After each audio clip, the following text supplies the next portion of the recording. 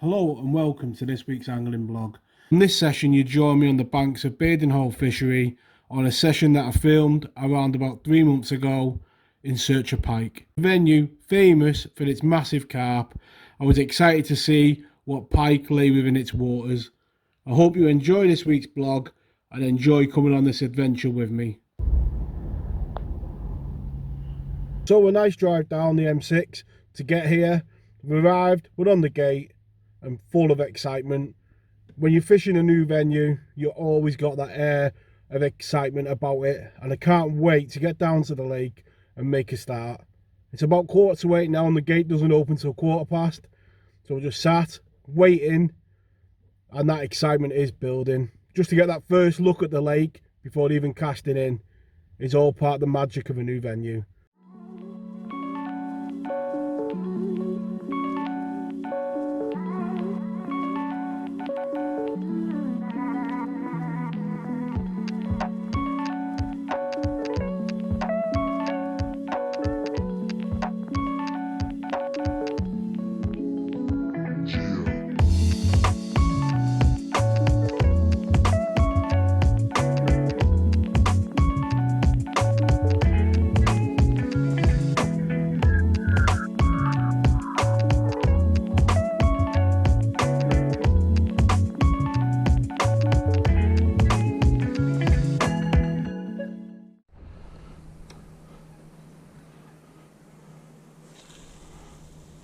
So the first thing I'm going to do before I set any of the rods up is just have a bit of a wobble.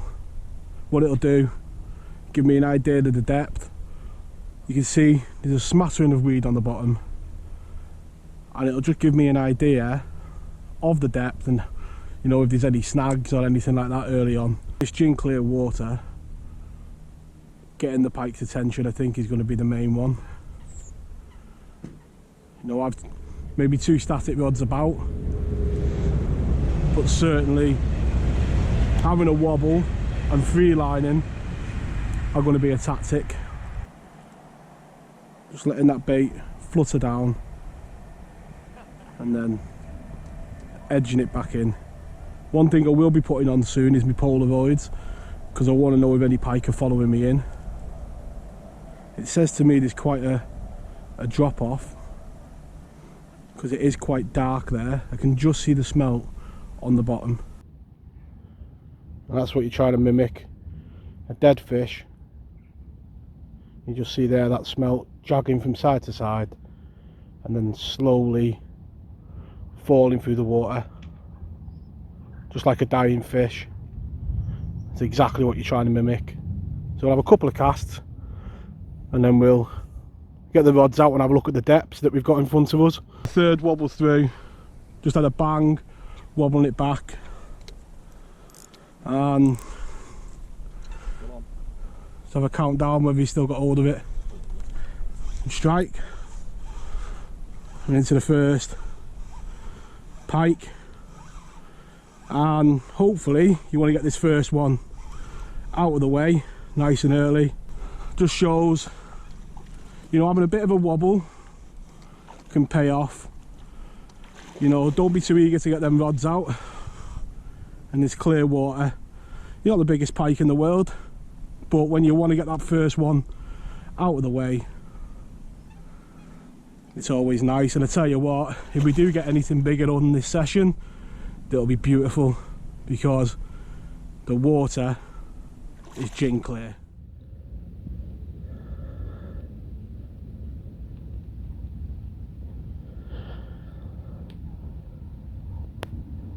And there we go, the first pike of the session. Always nice to get that first one off your back. Just coming on that wobble, you've got the sun coming up, showing that off beautifully. Trains are going to be a part of this vlog, no doubt. But that is a beautiful start to the session. Beautifully marked. Can relax a bit getting that first pike. Slowly get them rods set back up. And then we'll get this beautiful creature back and see if we can get another. Well, great start. And as always, give them a good rest before they go back, and we'll let this guy go.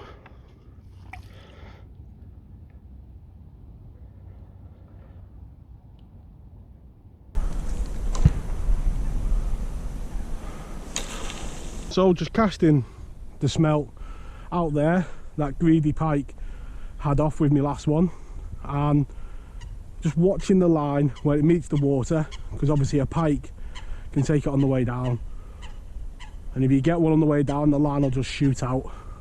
The main thing you've got to do is keep in contact with the bait. Just catching on a bit of weed there, so we know there's one or two of these sprigs out there, and just slowly wobbling it back in. What this is going to do as well, it's going to wake up any of them pike in the area. Like you saw with that first pike, it was covered in leeches, so it's been lying up, and what this will do is hopefully is wake up some of the pike, get them active, and then when we cast out them static deads, they're already looking for food.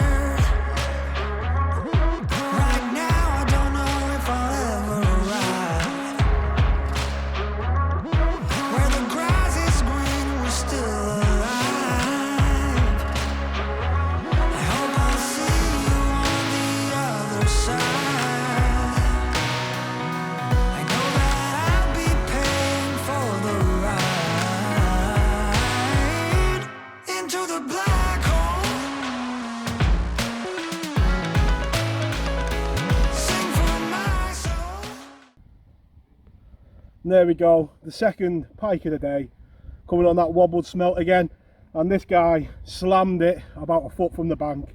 What a beautifully marked pike, and I can't wait to see what else is out there. Imagine if you get a nice one, it's going to look beautiful. Let's get this one straight back and get that wobble rod back out. And I'm just having a bit of a cast round with this other rod, and what I'm finding is it's deep out there. You've got quite a bit of depth out there, but as you can see, you bring it in to round about there. That there is about the length of my rod, which is a 12-foot rod. So only 2 rod lengths out, it drops off to about 12 foot, and out there it drops out to about 14. So I've got one in the deeper water, but on these places, when they're that deep, that close in, you can't neglect that marginal shelf. If fishing on places like Tatton and places like that, that's bigger than here, has taught me anything, them fish can be really close in. So by putting one in the deeper channel, and I'm hoping to put one just at the bottom of that first shelf, I'm targeting 2 areas then. So just dragging around the area, just bringing back a tiny little bit of weed, not really getting snagged up on it, so don't really think it's too much to worry about. Just having a play about. You can see the float out there, and I did plumb up around about here, and when I cast here, the float didn't lie flat anymore, so there's a deeper bit just 2 rod lengths out there. So that's where I'm going to put 1 rod, being a slightly bit deeper than here. You can imagine a pike just lying in that, so I'm going to leave that bait out there, and then I'm going to drop probably a smelt or a herring just down there. We'll get the rods out, and a bit later on we'll go through the setup. Nice and simple as always on the channel, but what a beautiful place to wet a line. The dead bait setup for the session is my 12-foot 3.25 pound test curve Quarry snapper dead bait rod. Team that up with a Zelos mini pit, and on there I've got 60 pound Esox piker braid. It's down to a rubber stop on the line, and I've got 2 beads. That just lets me know when them 2 beads are close to each other that I'm just that float over depth. It's a 40 gram snapper float, nice high vis. When you're dealing with deep water, you want a nice visual float that you're going to see if the wind or the conditions change. That's down to a quick change 40 gram weight. I've got a swivel to change my trace really easy. On this rod I've got a Joey mackerel, and I've boosted that with some of the Pike Pro oil. And that's what you call a close call. I had a bang on the rod, let it go, and I thought, it's weird, there's no resistance. Mr. Pike has got away with it again. But at least we know there's still one or two in the area. Right, on the very next wobble through, just got a bang. You can see there, if I pull the line tight, you can just feel the tugging on the line of a pike.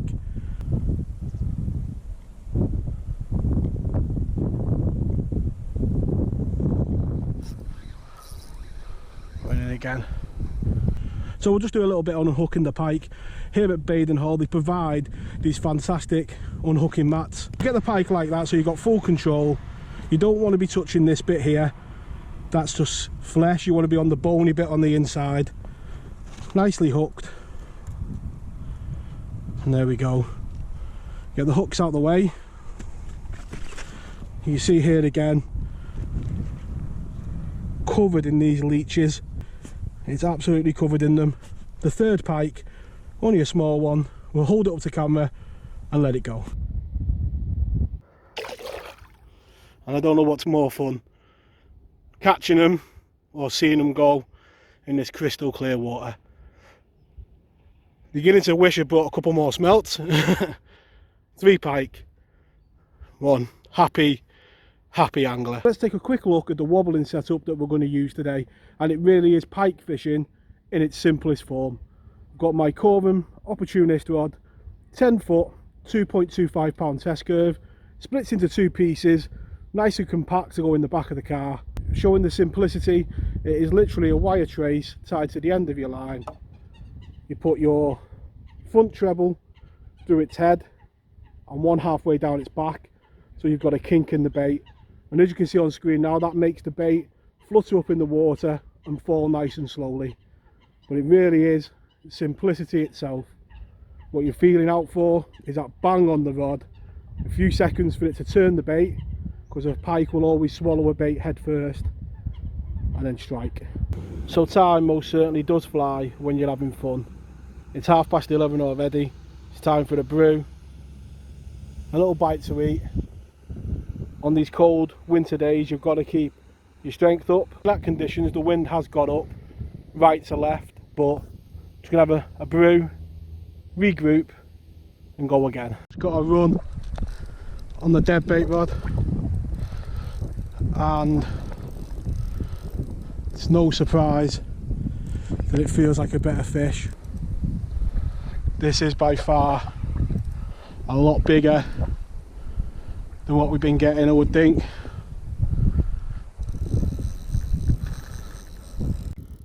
That's what you get when you get pike in deeper water.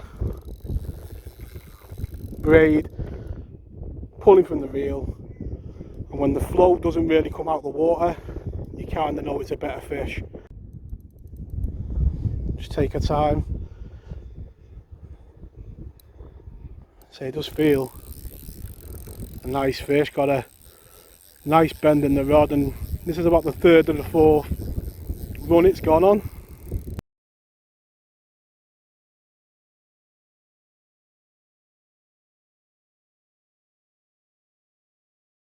There we go, what a pike, 18 pound, 2 ounces, coming right after the recast on that heron section. And it's been a hard year, been fishing the local canal quite a bit, finding it hard, but then few jacks this morning on that wobbled smelt and on a static dead bait like I thought the better pike would come on, and what a better pike it is. Absolutely made up and buzzing. Just put the kettle on, so I'm going to give it a good rest in the margin, finish my brew, and then we'll let it go.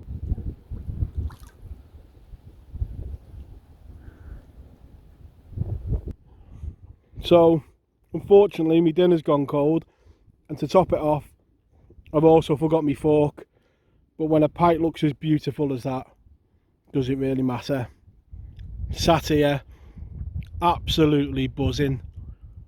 These are the moments, these are the sessions that you have to enjoy. They don't come along too often for me and the waters I fish, and I'm going to enjoy every moment of looking back over my photos, the rods are back out. But yeah, absolutely buzzing. So those who follow the channel for a while will know it's normally a celebratory brew, but today, lead up to Christmas, it's a mince pie.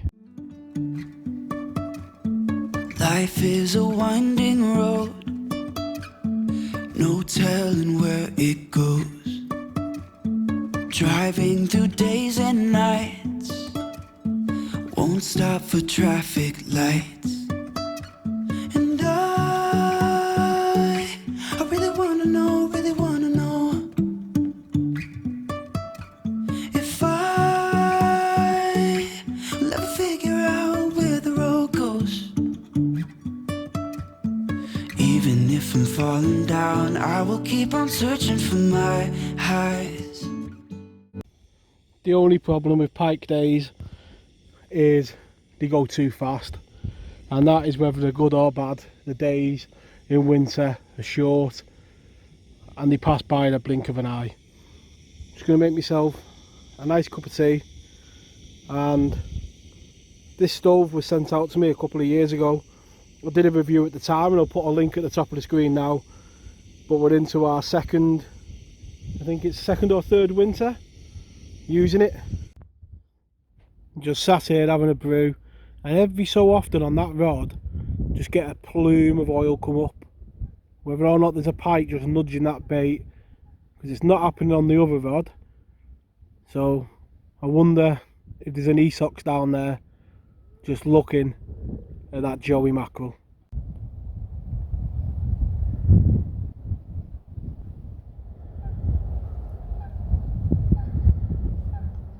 So the tea's on for tonight. It's going to have bacon and cheese toasty, and just getting it on now just before the light completely goes, and then we can just concentrate on, you know, the rods. Might put a cup of tea on in a bit, but tea just cooking down there, just sitting back. It's getting to that witching hour now where you might see, you know, it feels like them pike might be on the hunt. We might just get one more feeding spell before dark. So we're coming to the end now of the first day on the venue, and it just shows that pike do have them feeding periods, doesn't it? For the first 2 hours, 3 hours of the session, we were getting plenty of follows and action on the wobble, and then we had that beautiful 18-pound pike. Since then it's been quite quiet, and that is quite normal with pike fishing. You do get them periods where they go on the feed, and you just got to make the most of them periods. We're moving now into the early evening, going to fish into dark.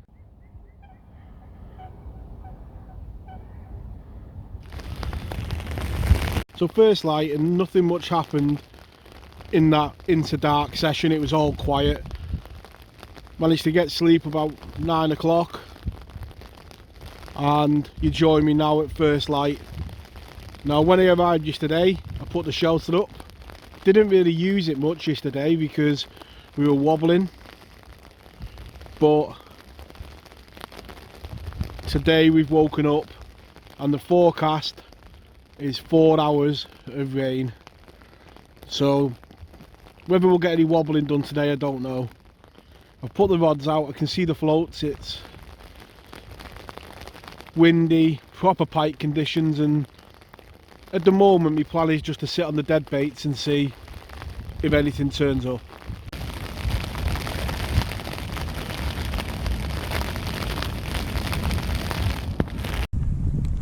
Decided to have a bit of a wobble, and got our first pike of the morning. It won't take too long vlogging this fish because obviously it's windy and there is a gap in the rain, so I want to make the most of that opportunity. A lovely mark pike again, coming on the second cast through with that wobble, and that simple tactic of that wobbled smelt. How effective has that tactic been on this session? A nice way to start the second morning. Only got a couple of hours, and the tactic is going to be to wobble in the gaps in the rain and then just sit behind the dead baits when it turns nasty But yeah, another beautifully marked pike.